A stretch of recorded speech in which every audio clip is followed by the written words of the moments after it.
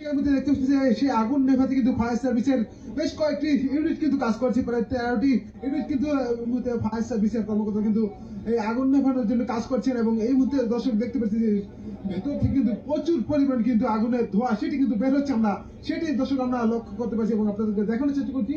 এবং fire service কর্মকর্তা কিন্তু নিরলস ভাবে কিন্তু সেই আগুন নেভানোর জন্য কিন্তু কাজ করে যাচ্ছেন। এবং দর্শক আমরা দেখতে পাচ্ছি যে সচিবালয়ের ভেতরে যে ভবনগুলো রয়েছে সেই ভবনগুলোর কিন্তু ভেতর থেকে কিন্তু প্রচুর পরিমাণ কিন্তু যে ধোঁয়া, আগুনের যে ধোঁয়া, সেই ধোঁয়া কিন্তু বের হচ্ছে।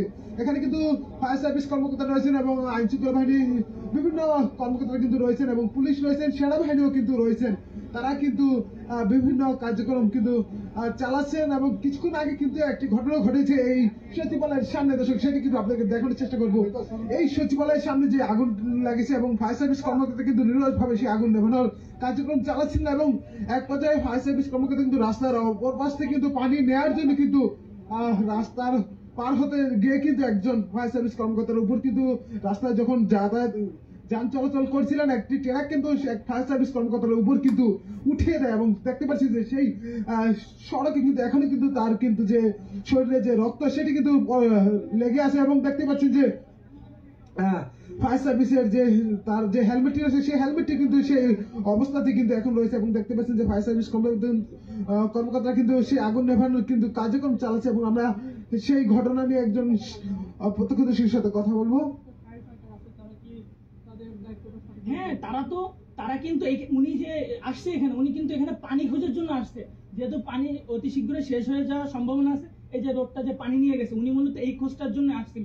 কিন্তু উনি যখন এখানে দেখছে, কিন্তু ওইখান থেকে একটা ধাক্কা দিয়ে ওনাকে এখানে এসে ডেড করে ফেলানো হয়েছে। এখন আল্লাহ জানে হায়াতে বাঁচুক, এটা দোয়া করি, কারণ ওনাকে হসপিটাল নিয়ে যাওয়া হয়েছে, সকলেরা হয়তো সংবাদ জানতে পারবে।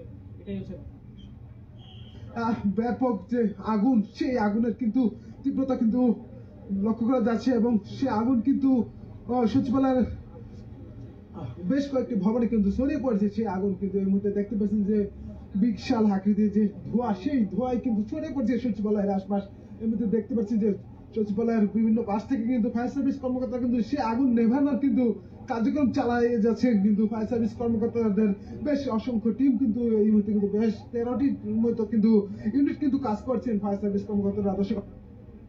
সচিবালয়ের ভেতর থেকে কিন্তু যে আগুনের যে ধোঁয়া, সেই ধোঁয়া কিন্তু বের হচ্ছে। এবং দেখতে পাচ্ছেন যে ফায়ার সার্ভিসের কর্মকর্তা কিন্তু বিভিন্ন ভাবে ট্রেন দিয়ে কিন্তু ভিতরে ঢুকে কিন্তু সে আগুন নিয়ন্ত্রণের জন্য কাজ করছেন, পানি ব্যবহার করে কিন্তু সে আগুন নেভানোর কার্যক্রম চালাচ্ছেন। এবং দেখতে পাচ্ছেন যে সামনে কিন্তু আইন শৃঙ্খলা বাহিনীর সদস্যরা, পুলিশ কিন্তু রয়েছেন এবং সেনাবাহিনীও কিন্তু রয়েছেন। এবং ফায়ার সার্ভিস কর্মকর্তা কিন্তু ভেতরে প্রবেশ করে কিন্তু সে আগুন